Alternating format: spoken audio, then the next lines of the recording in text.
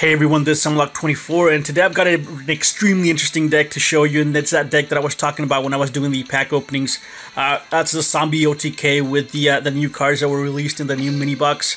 I forgot the name of it. It's here, I'll show you here in a bit. This guy, Vampire Grace or Lady, I don't know, or it. Vampire Grace is an extremely amazing card, and it triggers a ton of OTKs. And what it does is, when a level 5 or higher zombie type monster is special summoned to your side of the field by the effect of a zombie type monster while this card is in your graveyard, you can pay 2,000 life points. Special summon this card from your graveyard. You can only use this effect of Vampire Grace once per turn. Once per turn, you can declare one card type monster, spell, or trap.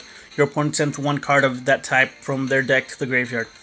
Alright, so basically what the combo is you activate Misuki's effect, you send the Vampire's Grace, while you have a Skull Conductor and a Vampire Lord or a Vampire's Curse. And most of the time I prefer to have, well, now that you can choose what it is that you have, but it's better to have the Curse, because whenever he gets destroyed by a battle, you can pay 500 and you can bring him right back. And you activate the Skull Conductor, summon the Vampire, pay 2,000 for the Vampire's Grace, and then you basically have OTK on board. Now, let me go ahead and get into the deck profile, and then I'll get into a little bit more detail. So I'm running 2 Vampire Lords, 3 Gozukis, 3 Skull Conductors, 2 Goblin Zombies, 1 Vampire's Grace, 3 Vampire's Curse, 3 Golden Ladybugs, and 3 enemy controllers. Alright, so basically the Golden Ladybugs are there to go ahead and provide life points, because you are paying a ton of life points. You're paying for the Vampire's Curse to come out, and you're also paying for the Vampire's Grace to come out. That's 2,000, and then the Vampire's Curse is 500 every time it gets destroyed. Now, I did try this deck with the anti-magic arrows, but it wasn't working. The deck didn't have as much as defense, and the deck lacks a way to get rid of monsters that are over 2,500 attack. That's why I went ahead and changed the anti-magic arrows to enemy controllers. But if you get the anti-magic arrows really early on in the game, like in second turn, and you're able to attack, most of the time you'll win that same turn. But it's a bit of a kind of a glass cannon, if you will, in that manner. But if it manages to go into like a mid game, and they manage to get a big monster like a Blue Eyes or something over 2,500, it's really difficult for the deck to win unless you do get the enemy controllers. Overall, I think I'm gonna rate the deck at maybe mid tiers, not that competitive. It is quite expensive. You do need 4 or 5 ultra rares, and 1, 2, 3, 4, 5, 6, 7, 8 super rares, which is kind of expensive, and you would need to be able to play, or had been playing for a while, to have everything on here. So overall, if you don't have the cards, I wouldn't suggest you go out of your way to go ahead and get them. But if you do want to go ahead and give it a try, and you're low rank, like in Platinum 2 to 5, this deck's actually really fun to play. Let me go ahead and show you some replays now. The deck, I did think about it whenever we did the review for the mini box, whenever they announced it. But someone, I guess we do have a limited pool amount of cards, and someone already had this idea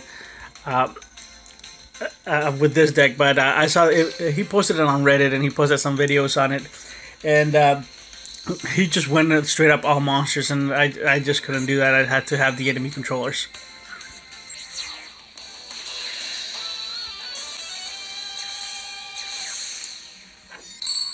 Alright, here's the first replay. Duel.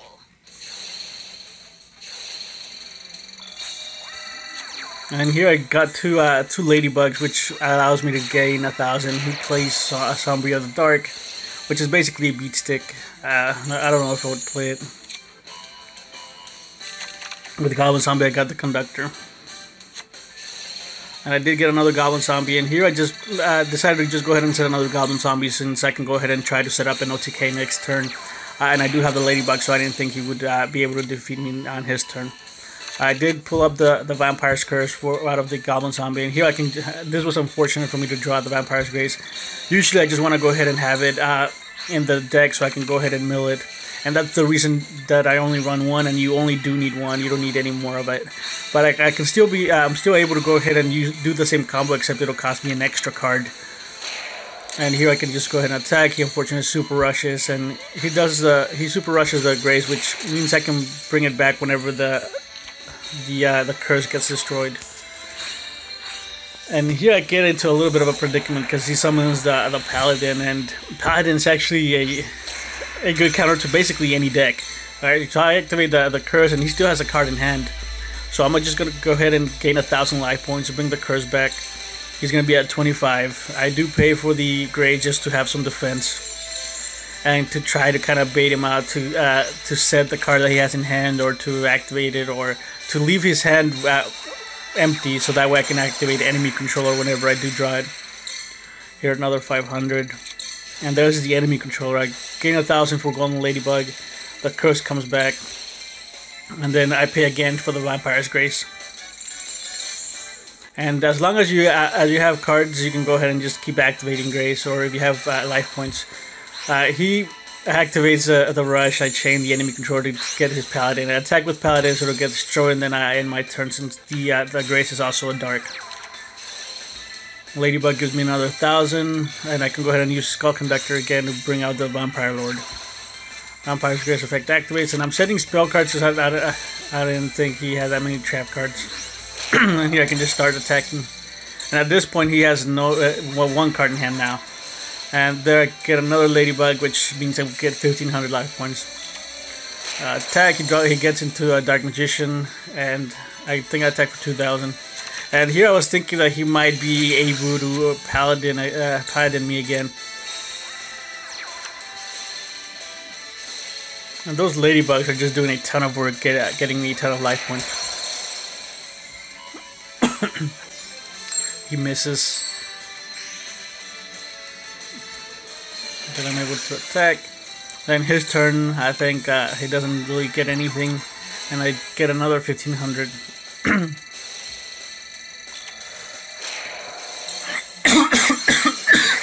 Excuse me. And then I can just go ahead and attack for game. Alright, there's that. And then this one against Paradox, but I don't remember what this was, but we'll see here in a bit. Let me take a drink of my coffee because my throat is getting really dry.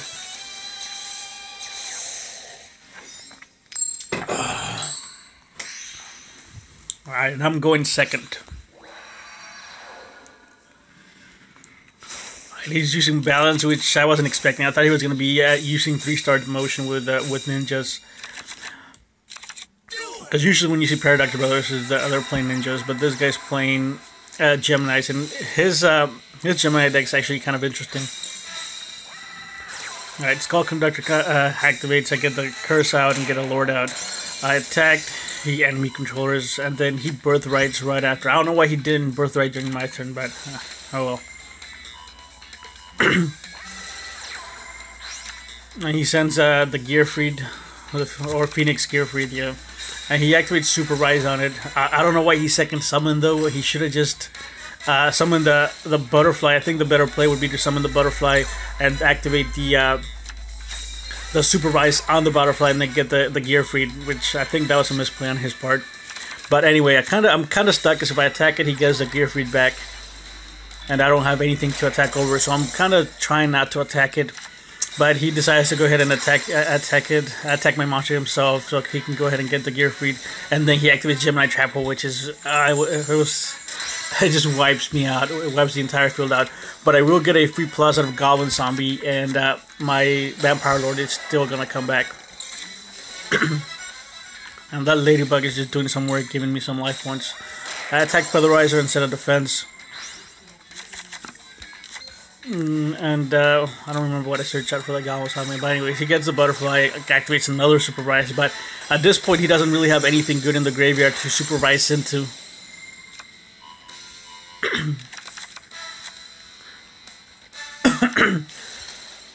So there's that Ladybug, and I decided to go ahead and activate the Conductor to get the curse out, and then summon the Gozuki. Gozuki activate to send the the Grace, and I summon the Gozuki in attack mode so I can go ahead and destroy whatever he brings out with a butterfly. I'm still gonna take some damage, but I get rid of the butterfly, and I think that was my priority, to get rid of it. And then I drew into the enemy controller, which it took a while for me to get. And then the enemy controller just wins games. And there it is. Okay. And the third one against a Yamayugi. And overall, I lost out of 6 games. I think I lost once to a Phoenix, and that Phoenix just completely destroyed me. He summoned the what is it, the 1800 beater attack into a guy, sends the Phoenix, and for some reason I couldn't get my I didn't get my curse, my vampire curse, so I couldn't get over the Phoenix, and he just destroyed me after that because I didn't have anything to attack over. And I didn't drew a single enemy controller, and that didn't save it because it wasn't that fun, and it only took a couple of turns. But overall, in Platinum, what was Platinum 1 to Platinum 2? It was, I guess, 6 or 5-1. 5 wins, 1 loss. And here I switched the Sky Starry to defend so he wouldn't go out of play, and I can go ahead and get it destroyed. He has Drossen's Fire, which he tributes for the, or he gets Lava Golem with it.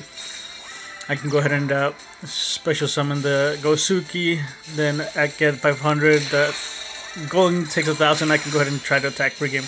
He does have a massive, but that's really not gonna help him. He's too low.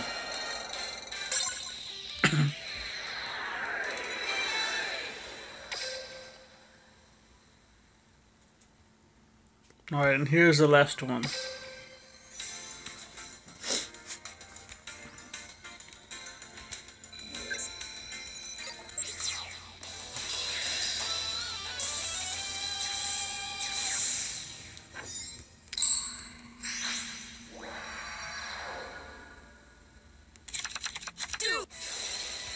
I just like getting Vampire's Grace in my first hand. I always want to go ahead and mill it out with Gozuki. So summon Gozuki and set the enemy controller. Uses Magician's Rod, gets Dark Magic Current. I thought he was going to activate the Dark Magic Current and then 1,000 Knives me and then attack for game. Because that would be complete. That would be game. But I did have an enemy controller to block a Dark Magician. I go ahead and get the curse. I summon another 2,000, and here there's an OTK for you because he didn't have any defense back row. Alright, there you have it. Let me go ahead and show you the deck one more time, and hopefully this time I remember to put the deck editor instead of going all the way out.